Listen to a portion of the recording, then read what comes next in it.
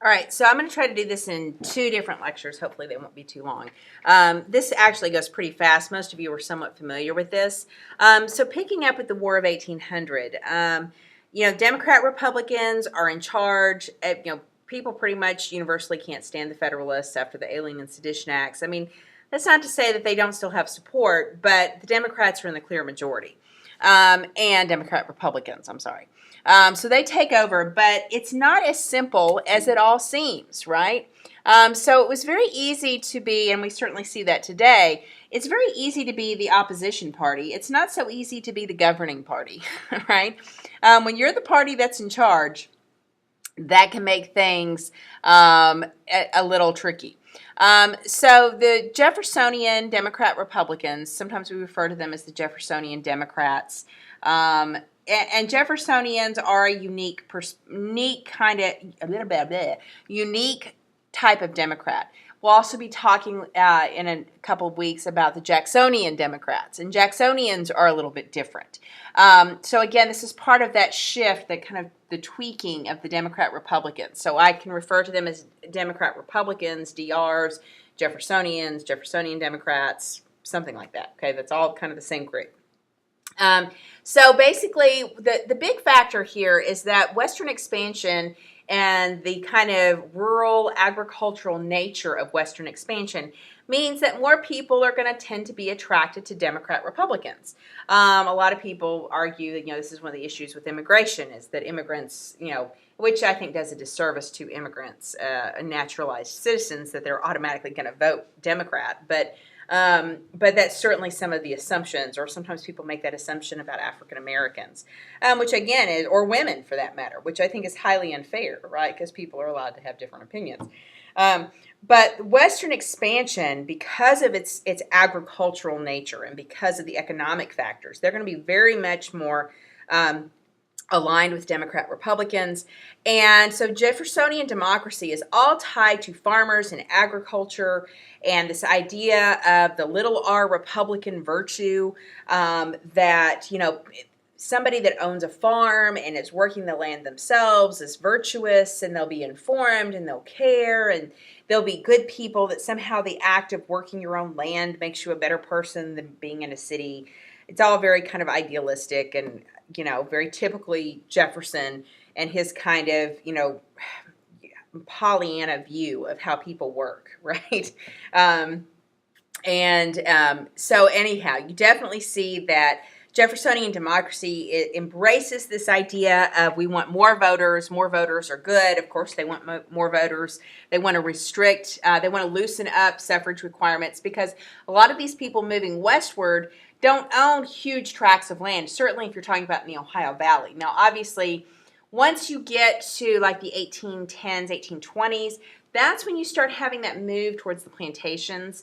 You have kind of that second Middle Passage thing happening with the dual factors of the cotton gin, followed by more Western land after the Louisiana Purchase and the Mexican-American War. And then you're also going to see that that industrialization in England and the demand of the textile factories, which in 1800, 1805, we've got foreign policy issues that are kind of limiting this. So when I talk about wanting suffrage because these farms tend to be smaller, the reason they tend to be smaller is we don't have the massive demand for cotton coming from Great Britain yet. And we don't have the massive demand from Great Britain because Great Britain's kind of busy dealing with Napoleon, right? And then we're going to start to kind of get crossways with Great Britain again, and we're going to have the War of 1812. So it's not till that gets resolved that you see kind of England able to say, okay, fine, just send us cotton. And that's going to encourage these larger plantations. So at this point, you're talking about smaller family farms. Yes, they might have had slaves in some places, especially in certain southern states, but they would have not necessarily have been these large, vast plantations, which really were not in the majority anyways. So he wants this expanded suffrage. And of course, the first objective, which will sound incredibly familiar to us in 2017, which is to undo everything the previous guy just did, right? We didn't like Adams. We didn't like what the Federalists had done. So we need to undo all this stuff, right? And that's what Thomas Jefferson sets out to do. So he immediately repeals the whiskey tax that Hamilton and the Federalists had supported. He lets the Alien and Sedition Acts expire, so those go away. So the whole point of the Virginia and Kentucky resolutions is now moot, right, which is what Madison ultimately says later on. And then he cuts federal spending significantly. Now, that's all well and good, of course, until we start to have some foreign policy issues, which we'll get to in a second. And so he wants this Republican virtue. He wants land ownership. So Jefferson will win. He'll serve 2 terms, 1800 through the election of 1808, and he'll leave office in 1809. There's a couple of key events that you must know. So these are happening during Jefferson's presidency and are related to Jefferson's presidency, but they're kind of standalone events that you need to know. First key event, and you will need to know this for next year, absolutely. You also need to know it to be a smart and informed American citizen. Basically what happens is Adams knows he's going out of office. He knows that the Federalists have lost big.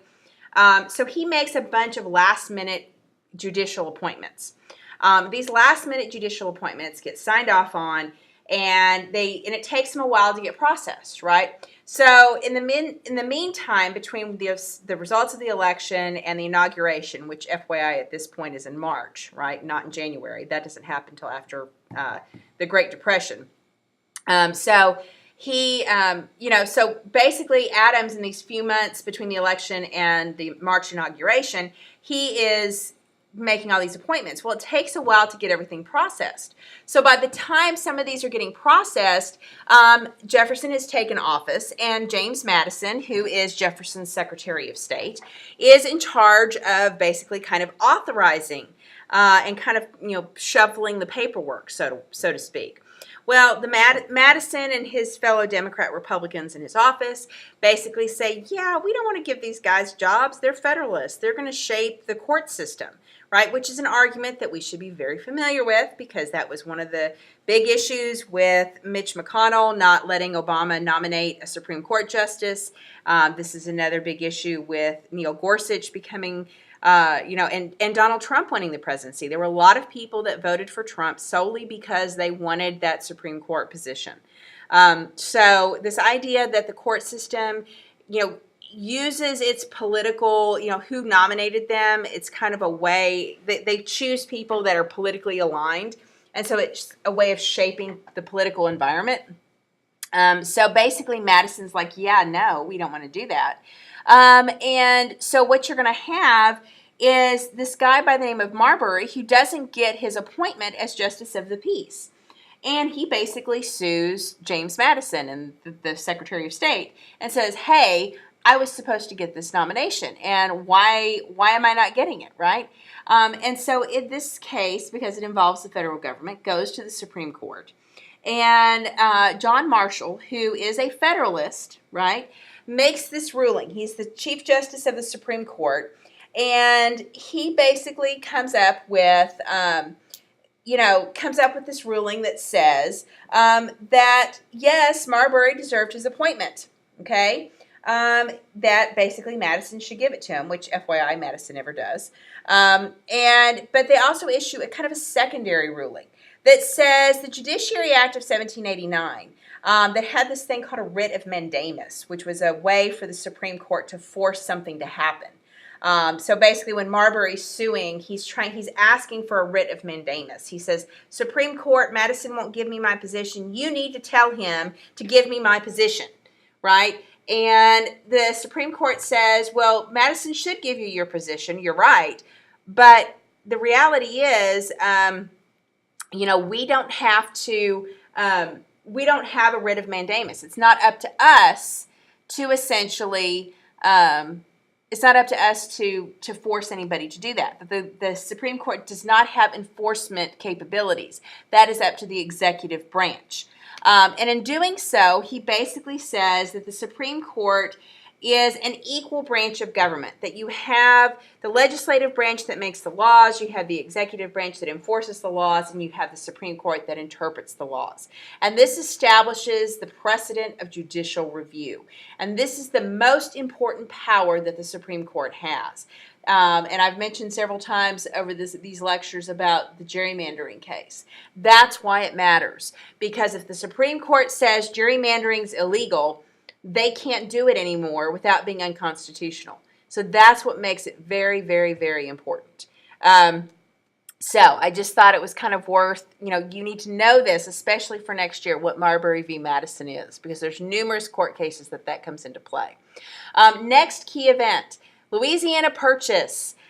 Basically, the Louisiana Purchase, Napoleon has been in power. He had been hoping to maybe extend his influence. You have a series of marriages with Napoleon and his relatives. They basically get control of Spain, so Spain is kind of in the Napoleonic sphere. That means they get control over Mexico. They have control over Haiti, and all of this is great and all. And, you have Napoleon being a little bit, eyeballing, North America until the Haitian Revolution. When Haiti has a revolt and basically kicks all the French out, and when Mexico's like, yeah, we don't really like the Napoleonic rulers, right? You start to have that problem. You start to have some tensions in Mexico, and Napoleon's beginning to lose his power. He wants to focus on solidifying his control over France, and so he needs money. And there's no reason for him to have this massive presence in the Western Hemisphere. So he becomes willing to sell the Louisiana territory. Now, initially, what's going to happen is that the United States wants just really to kind of purchase a portion of an area around Western Florida. They want to have control over New Orleans. So they're not trying to buy the entire Mississippi River. They're just trying to get control of part of it. And basically, they show up in France and like, hey, we'd like to talk to you about a real estate deal. And what's going to happen is that Napoleon's like, yeah, I'll sell you the whole thing. So basically, Livingston and James Monroe will, as soon as Napoleon's diplomats say, yeah, we'll sell you the whole thing for $15 million, they basically are like, yeah, sure, we'll do it. And they call Jefferson. And Jefferson's like, yeah, I'm glad you did that, right? We needed that land. We needed that territory for those independent, virtuous farmers. But here's the issue, right? This is an overreach of federal government. Jefferson viewed the Constitution as a strict interpretation, which meant that any treaty, any purchase like this should really be authorized through the Congress. If truly, right, I mean, this is a money thing, right? This should go through the House of Representatives. And Jefferson's like, yeah, we're not going to waste time arguing with them. We need to do this right now. And so he's going to very quickly use the federal government and, FYI, use the Bank of the United States, because it's the Bank of the United States that will actually get the credit to pay this off, right, to buy this land. So yeah, for all of Jefferson's high talk about the virtuous farmer and all that kind of stuff, he's not afraid to use the federal government when it suits his interest. And so I think that the Louisiana Purchase is kind of a big deal. This kind of shows you, there was some debate over what territory was actually purchased. You have Spain saying that, oh no, you really only bought this much of it. You have the U.S. claiming, oh no, we bought all of this. So again, we have a little bit of a dilemma already. You can see Lewis and Clark, which I'm not going to go into Lewis and Clark a whole lot. It's an interesting facet of history. Most of you kind of go into that in 8th grade. So it's worth, if you're into that kind of thing. It is interesting. It was kind of a secret mission, FYI. Jefferson didn't want to broadcast this because he didn't want their, number one, to be a run on the territory. And number two, we've got some tensions, Spain, Napoleon, all that kind of stuff. We don't want to make a whole lot of noise about exactly what we're getting. Plus, there's the British up in Canada and all this kind of stuff. So Jefferson's trying to keep all this exploration on the down low. And so you definitely have Lewis and Clark going all the way to the Atlantic. You've got Pike doing his little trip through the Southwest. And that gives you an idea of what we're talking about when we talk about the Louisiana Purchase. And this is significant because it opens up this territory for Western expansion, which granted is not going to be a huge thing in 1801, 1803, 1805, 1807, but it will be a big thing later on. And plus all of this territory here, this is going to be that prime cotton land. that's eventually going to be very, very important. So the Lewis and Clark expedition, and we've got the debate over the purchase. Eventually what will happen is they will attempt to make the land parcels smaller, try to prevent the land speculation from the Northwest Ordinance, and how that shaped up, where you had people buying huge tracts of land. And then you're going to see that you're going to start to have more tensions going on there. And again, so this is going to affect those Indian groups that are west of the Mississippi. So those people that had left the eastern colonies and moved across the Mississippi River thinking, oh, we're safe here, not so much. And so that's kind of one of the big struggles that we see happening. Next issue is going to be the foreign crisis in the world context. So again, I mentioned the Barbary pirates. So basically the Barbary pirates, had been kind of a factor under Washington and under Adams. Adams had gotten a lot of criticism for the quasi-war, for picking on France. Well, what you're going to see is that Jefferson will do the same thing. And for all that Jefferson wanted to advocate for cutting federal spending, he's also going to want to have the establishment of the Marine Corps. He's going to want to have the establishment of a Navy. So you're going to see him start to emphasize that. And so the Barbary pirate conflict will help shape kind of this early military experience. In fact, you'd seen a trend towards moving away from a standing army until you get to the Barbary pirates. And of course, this is, if you know anything about the Marine Corps song talks about from Tripoli and all that kind of stuff. This is a reference to the Barbary pirates. You're going to have kind of this problem with the Napoleonic Wars. You've got the Chesapeake and Leopard affair in 1807, where basically you have an American ship that was attacked by a British ship, and the soldiers are impressed. You've got Americans screaming because they say there should be a freedom of the seas. We shouldn't be having our trade interrupted. We should be able to trade where we want. We're neutral. Britain can't interfere.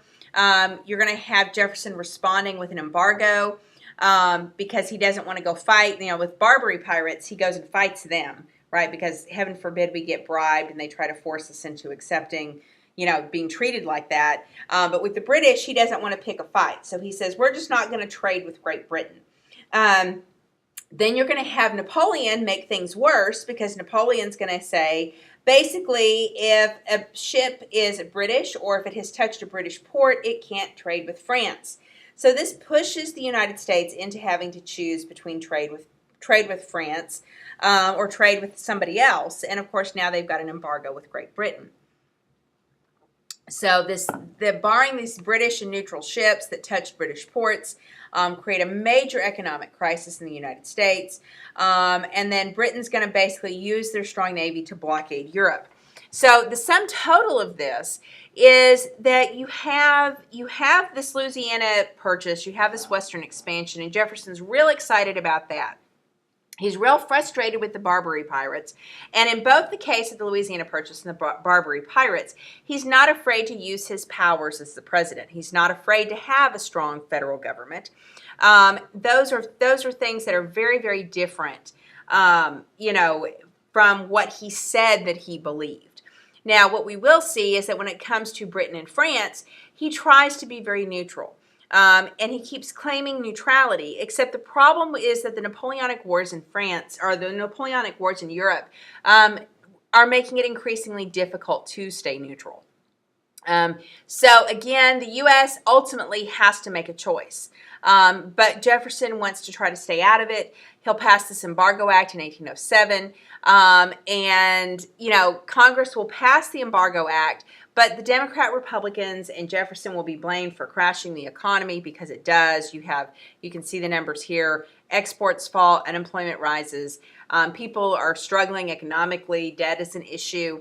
And people don't like to be broke. And so Jefferson and the Democrat-Republicans kind of face a backlash because of this.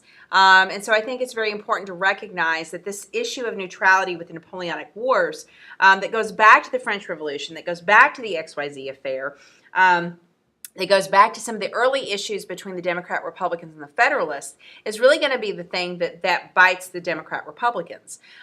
Even though you've got Jefferson being willing to act very much like a Federalist in several different occasions. So Jefferson's presidency is largely kind of uneventful in the sense of foreign policy snafus. But his inability to navigate the Napoleonic crisis, to his decision to have this embargo, really kind of sets up the stage for there to be bigger problems. Now, he does domestically, you're talking about some pretty significant things happening with the Louisiana Purchase and with Marbury v. Madison. Certainly the creation of the Marine Corps and the Barbary Pirates, which are a lesser known thing, that's kind of interesting as well. So I'm going to stop here and then I'll pick up with going